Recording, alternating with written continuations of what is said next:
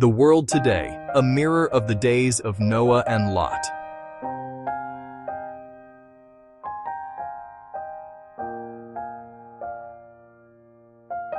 Imagine waking up one morning, scrolling through your phone, reading the headlines. Wars, corruption, scandals, violence, division. And you pause for a second and think, how did we get here? Now imagine someone from thousands of years ago standing beside you, quietly saying, I've seen this before. because according to Jesus, we have.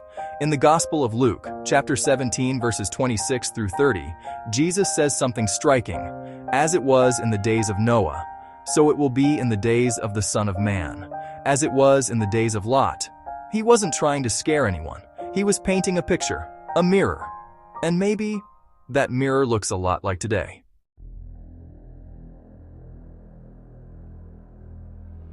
Let's go back. Not to a peaceful Sunday school image with animals walking 2 by 2. Let's go to the real scene described in Book of Genesis 6:5 and 6:11. It says, "The wickedness of man was great in the earth, and every imagination of the thoughts of his heart was only evil continually.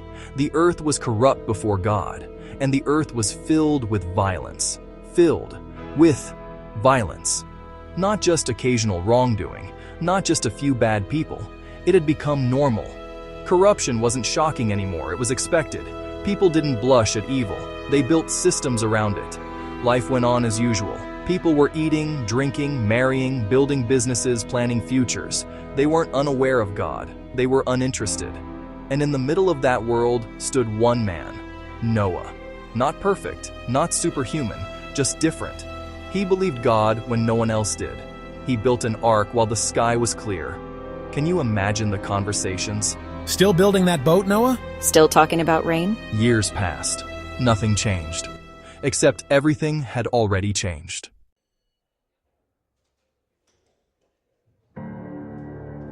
Now fast forward to another city, a wealthy, powerful place called Sodom.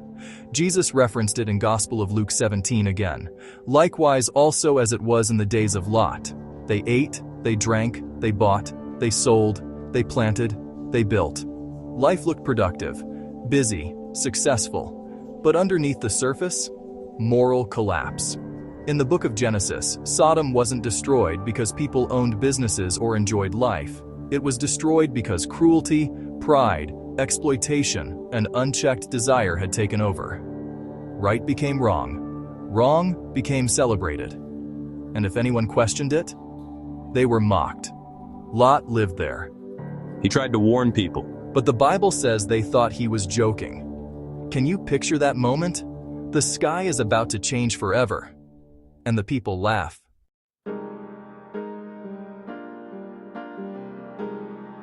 Here's the part that hits.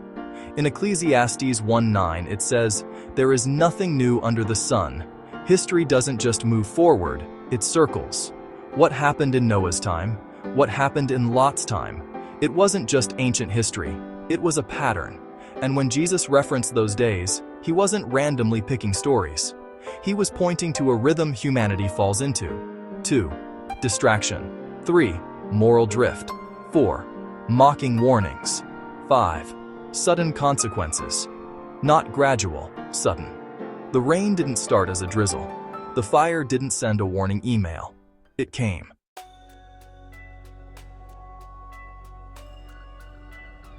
Now let's look at today. We live in the most connected generation in history, yet loneliness is at an all-time high. We have more information than ever, yet confusion is everywhere. Violence fills our feeds, corruption fills headlines, truth feels negotiable, and just like in Noah's day, people are busy, building careers, posting moments, chasing dreams. Nothing wrong with that. But the deeper question is, have we normalized what once would have shocked us? Do we scroll past things today that would have made us gasp 10 years ago? Are we laughing at warnings instead of listening? That's the mirror. Not that we have technology, not that we have cities, but that our hearts can slowly drift while life feels completely normal.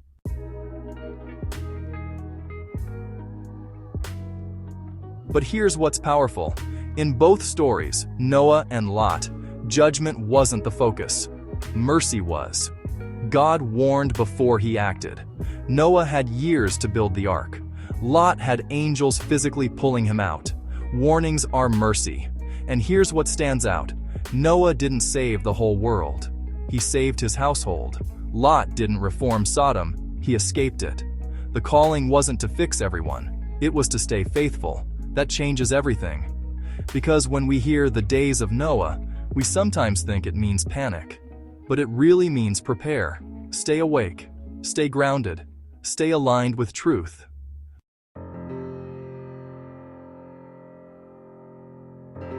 Imagine being Noah the night before the rain started. The air still. The animals quiet. The door of the ark closing. No applause, no viral moment, just obedience. Or imagine Lot walking away from a city he had invested his life in, watching everything he knew disappear. These weren't cartoon stories. They were human moments. Confusion, loss, faith. And Jesus says the end of the age will feel similar. Not because the sky will look strange, but because people will feel safe, comfortable, unaware.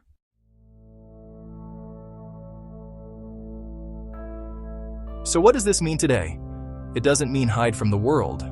Noah built in the middle of society. Lot lived inside the city. It means don't let the culture shape your conscience. It means don't laugh at what once made you tremble. It means don't trade conviction for comfort. Most of all, it means remember that history repeats when hearts don't change. And maybe the greatest lesson from Noah and Lot isn't destruction. It's distinction.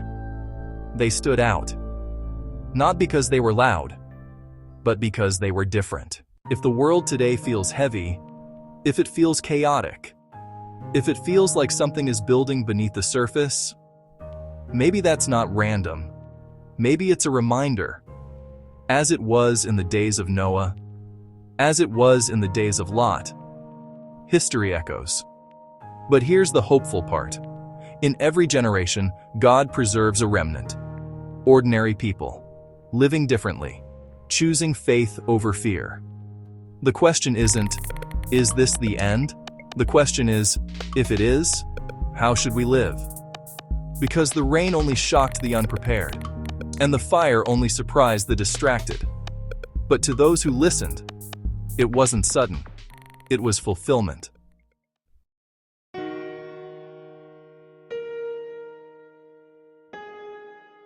The world may look like the days of Noah. It may feel like the days of Lot. But the story isn't about destruction. It's about who will build, who will listen, and who will walk away when it's time. Because there is nothing new under the sun.